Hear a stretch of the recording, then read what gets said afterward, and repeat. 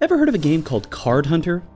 Yeah, me neither. Until I got a beta invite, so now I've heard of it. And before you ask, no, it's not an MMO. I know, I don't do this a lot, but I promise it's worth it. Now this is a closed beta, so you can't play it yet, but there is a sign up page in the description below. And as is with all my videos, I don't do any research, I just play the game. So if I happen to get something wrong, I don't care. I mean, I'm sorry. Please feel free to correct me in the comments below. Card Hunter is one of those games that pretty much defies all genres because it falls into so many. Almost too many. I mean, I couldn't possibly name them all, but I'm gonna damn well try. It's a card game like Magic mixed with a tabletop RPG like Dungeons and Dragons. Okay, so there was only two. So, I was right. Too many.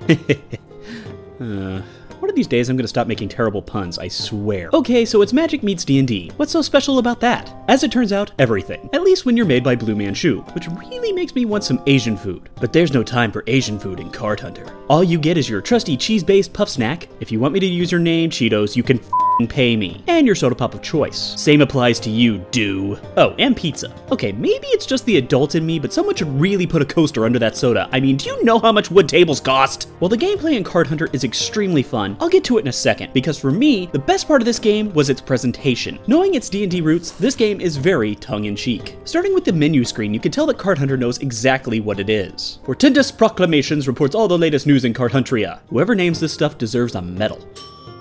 Now, I can't say that Card Hunter is a single-player game, because with you in the campaign are Gary, your dungeon master, and his brother Melvin. They are stereotypical nerds. And as we all know, stereotypes are wrong. And hilarious. Gary and Melvin teach you the rules of the game, fight over DMing etiquette, order pizza after pizza just to attempt to work up the courage to flirt with the pizza girl, find a lock of her hair and try to figure out how to turn that into an attempt to pick her up. Okay, I take it back, they're not nerds, they're creepers. Each new battle comes complete with a battle guide, very reminiscent of my brief time with tabletop D&D. And if you've seen my Neverwinter video, you know how very brief it was. Thank you guys, I'm going home. And now we'll get into the gameplay itself. These icons on the map are adventure modules. Each module is designed with a recommended group level and consists of multiple battles. You complete each battle and receive some equipment, and at the end of each module, you are rewarded with experience and some more fat loots. Battles themselves take place on a board, with Gary telling you the exact details of your situation. Ferocious trogs sniff at the air at the prospect of fresh meat. They leap at you howling gutter, screw you, Gary, and your big words. I don't know words. You begin Card Hunter with 3 characters, a warrior, a mage, and a priest. Naturally, I named them after myself, the WWMC and the Collector. My strongest character is easily the WWMC, which fills her with disturbing amounts of glee. And my worst is by far the Collector, which is oddly fitting. Although sadly enough, the longer I went, the worse my character became, making me once again realize I should have picked the Healer class. Here is where the different genres come in. Each character has their own deck of cards, consisting of movement cards, armor, buffs, debuffs, attack cards, and some other random stuff. Each round, you can either move one character using their movement cards, or have one of your characters attack, which will then end your turn. So basically you get to play one card per turn unless otherwise specified. So turns end up being a quick back and forth. If you cannot play anything or don't want to play anything, you pass. If your opponent then passes as well, you discard cards until each of your characters has 2 cards, draw new cards, and then the battle resumes. Go until either of you win or die a horrible, excruciating death. Or at least I like to think of it that way. No! You bastard! I'll kill you for killing me if I wasn't already dead. Get him, Collector! No! So, you want to learn how to fight like a mage? Run like hell!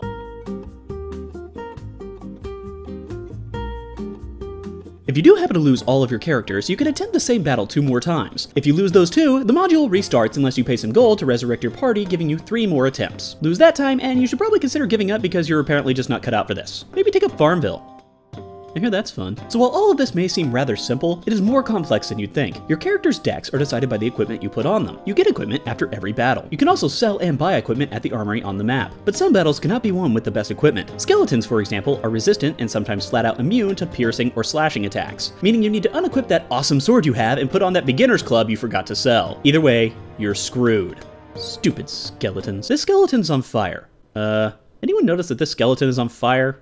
Are we just ignoring this? Because I'm not. Skeleton on fire! Skeleton on fire! This brings in an element of strategy, picking the best weapons for each battle and trying to place your characters to best attack enemies while putting them in as little danger as possible. The game truly makes you think about everything your characters have in their hand and to try to pick the best one possible at each turn. While some battles may come off as easy, many are downright frustrating. But you get an extreme sense of accomplishment when you finally win and you realize you're becoming a better player. But in my case, it was probably more extreme amounts of luck, because I'm pretty sure I'm terrible. I should mention that Card Hunter is a free-to-play game, which means it does have a cash shop where you can buy pizza slices. Pizza slices are used for various things, such as unlocking special customizations for your characters, unlocking special missions, and being able to trade them for gold, though I really haven't found them to be necessary. Card Hunter also has multiplayer battles, though I don't feel my group is strong enough for this yet, so I'm gonna have to keep playing before I can experience this. I really don't feel like humiliating myself on that kind of scale just yet. And I'm going to stop here for now. I must say, this was a game I went into with no knowledge or expectations, and I came out amazed. I had a ton of fun with Card Hunter, and I find myself playing a lot in my spare time, like when I should have been writing the script. I'm going to skip all the jibber jabber and just say, go and sign up and pray you get in.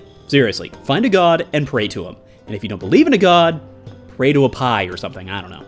You know what? No. Pray to me. Blue Manchu has been nice enough to grace me with 20 beta keys, so the first 20 people to comment below and tell me why I'm their new god gets a beta key. And no, saying I'm your new god because I have a beta key doesn't count. However, I do appreciate your loyalty and you shall be spared when I decide to start the apocalypse. Hey everyone, thanks for watching. Do you want to stay updated with future videos? Then make sure to click that little subscribe button. You can also follow me on Twitter, the link is in the description below, and if you really want to help me out, make sure to share this video with anyone you think might enjoy it. If you want to watch some of my other videos, then you can click on them right here. You can also visit our website for more reviews of games, TV, movies, and more.